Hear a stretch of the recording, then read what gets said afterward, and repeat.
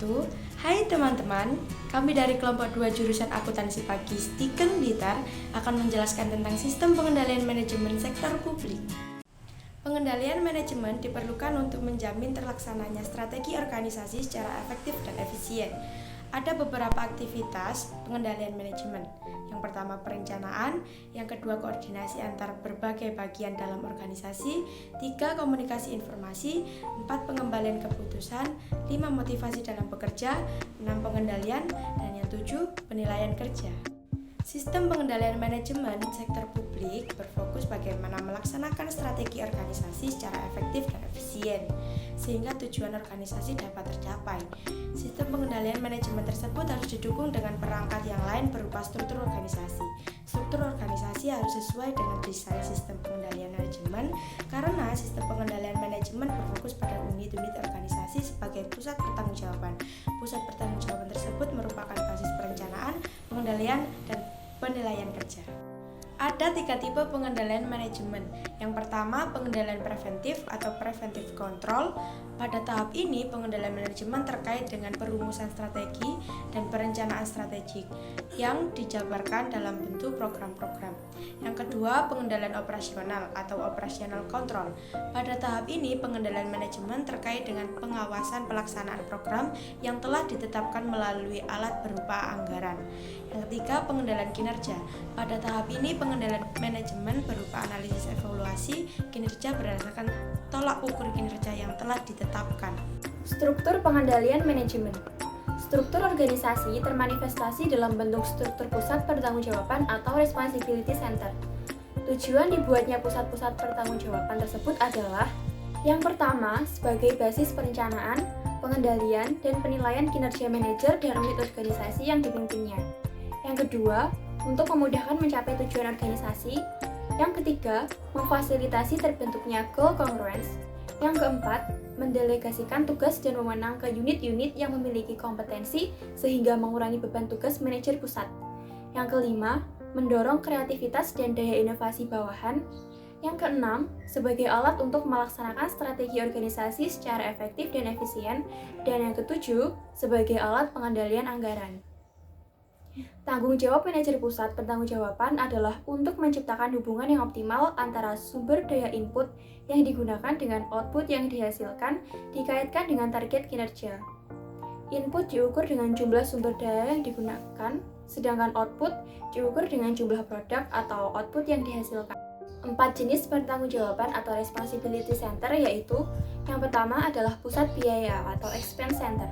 Pusat biaya adalah pusat pertanggungjawaban yang prestasi manajernya dinilai berdasarkan biaya yang telah dikeluarkan. Yang kedua, pusat pendapatan atau revenue center. Pusat pendapatan adalah pusat pertanggungjawaban yang prestasi manajernya dinilai berdasarkan pendapatan yang dihasilkan.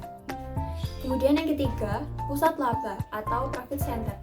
Pusat laba adalah pusat pertanggungjawaban yang menandingkan input dengan output dalam satuan moneter. Yang keempat adalah pusat investasi atau investment center. Pusat investasi adalah pusat pertanggungjawaban yang prestasi manajernya dinilai berdasarkan laba yang dihasilkan dikaitkan dengan investasi yang ditanamkan pada responsibility center yang dipimpinnya.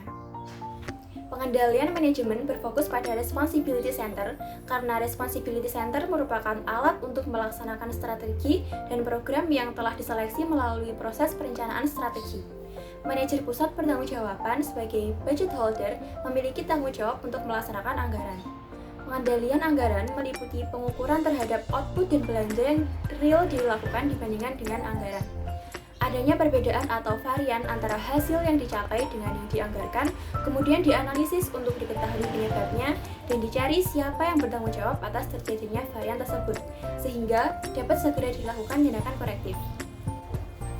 Pusat pertanggungjawaban dapat berfungsi sebagai jembatan untuk dilakukannya bottom-up budgeting atau participative budgeting. Karena pusat pertanggungjawaban mengemban fungsi sebagai budget holder, maka proses penyiapan dan pengendalian anggaran harus menjadi fokus perhatian manajer pusat pertanggungjawaban.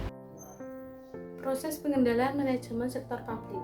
Proses pengendalian manajemen pada organisasi sektor publik dapat dilakukan dengan menggunakan saluran komunikasi formal maupun informal. Saluran komunikasi formal terdiri dari aktivitas formal dalam organisasi yang meliputi perumusan strategi, perencanaan strategik, penganggaran, operasional, dan evaluasi kinerja. Tahap perumusan strategi.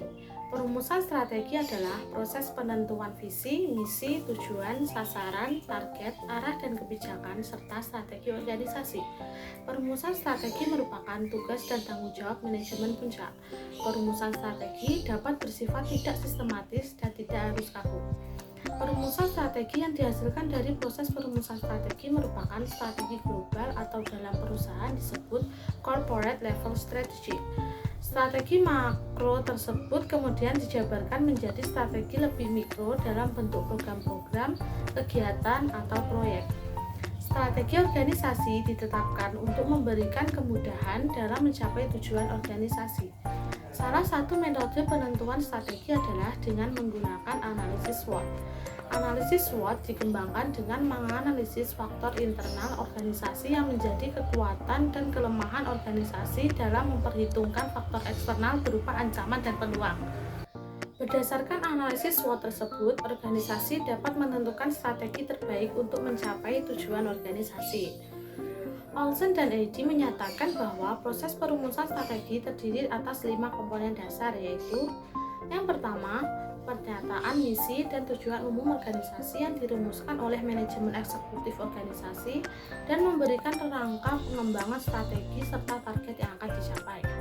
Yang kedua, analisis atau scanning lingkungan, terdiri dari pengidentifikasian dan pengukuran faktor-faktor eksternal yang sedang dan akan terjadi dan kondisi yang harus dipertimbangkan pada saat merumuskan strategi organisasi. Yang ketiga, profil internal dan audit sumber daya yang mengidentifikasi atau mengevaluasi kekuatan dan kelemahan organisasi dalam hal berbagai faktor yang perlu dipertimbangkan dalam perencanaan strategi. Yang keempat, perumusan, evaluasi, dan pemilihan strategi. Dan yang terakhir, implementasi dan pengendalian rencana strategi. Perencanaan strategik adalah proses penentuan program-program, aktivitas, atau proyek yang akan dilaksanakan oleh suatu organisasi dan penentuan jumlah alokasi sumber daya yang akan dibutuhkan. Hasil perencanaan strategik berupa rencana-rencana strategik. Tujuan utama perencanaan strategik adalah untuk meningkatkan komunikasi antara manajer puncak dengan manajer level bawahnya. Adanya komunikasi ini akan memungkinkan terjadi persetujuan antara manajer puncak dengan manajer level bawah mengenai strategi terbaik untuk mencapai tujuan organisasi yang ditetapkan. Hal ini akan mendorong terwujudnya goal congruence. Manfaat perencanaan strategi sebagai sarana untuk memfasilitasi terciptanya anggaran yang efektif, sebagai sarana untuk memfokuskan manajer pada pelaksanaan strategi yang telah ditetapkan, sebagai sarana untuk memfasilitasi dilakukannya alokasi sumber daya yang optimal atau efektif dan efisien, sebagai rangka untuk pelaksanaan tindakan jangka pendek atau short term action, sebagai sarana untuk manajemen untuk dapat memahami strategi organisasi secara lebih jelas, sebagai alat untuk memperkecil rentang alternatif strategi. Tahap penganggaran. Tahap penganggaran dalam proses pengendalian manajemen sektor publik merupakan tahap yang dominan. Proses penganggaran pada organisasi sektor publik memiliki karakteristik yang agak berbeda dengan penganggaran pada sektor swasta. Perbedaan tersebut terutama adalah adanya pengaruh politik dalam proses penganggaran. Tahap penilaian kinerja. Penilaian kinerja adalah tahap akhir dari proses pengendalian manajemen yang merupakan bagian dari proses pengendalian manajemen yang dapat digunakan sebagai alat pengendalian. Pengendalian manajemen melalui sistem penilaian kinerja dilakukan dengan cara menciptakan mekanisme punishment dan reward. Sistem pemberian reward dan punishment digunakan sebagai pendorong bagi pencapaian strategi. Ada 2 bentuk reward yang bisa diberikan, yaitu yang pertama ada non-financial berupa psychological reward dan social reward. Misalnya, promosi jabatan, penambahan tanggung jawab dan kepercayaan, penempatan di tempat yang lebih baik, dan pengakuan. Yang kedua ada finansial. Sistem pengendalian manajemen hendaknya dapat menjadi jembatan dalam mewujudkan adanya goal congruence, yaitu keselarasan antara tujuan organisasi dengan tujuan personal. Faktor-faktor yang mempengaruhi goal congruence tersebut dapat dikategorikan dalam dua kelompok, yaitu faktor pengendalian formal dan faktor pengendalian informal. Faktor pengendalian formal misalnya adalah sistem pengendalian manajemen, sistem aturan, dan reward dan punishment system.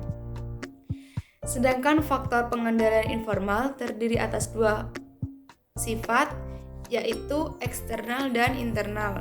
Faktor pengendalian informal yang bersifat eksternal misalnya etos kerja dan loyalitas karyawan. Sedangkan yang bersifat internal ada kultur organisasi, gaya manajemen, dan gaya komunikasi. I'm an icon, man. And my girl about a 10. I should fuck her in a Benz.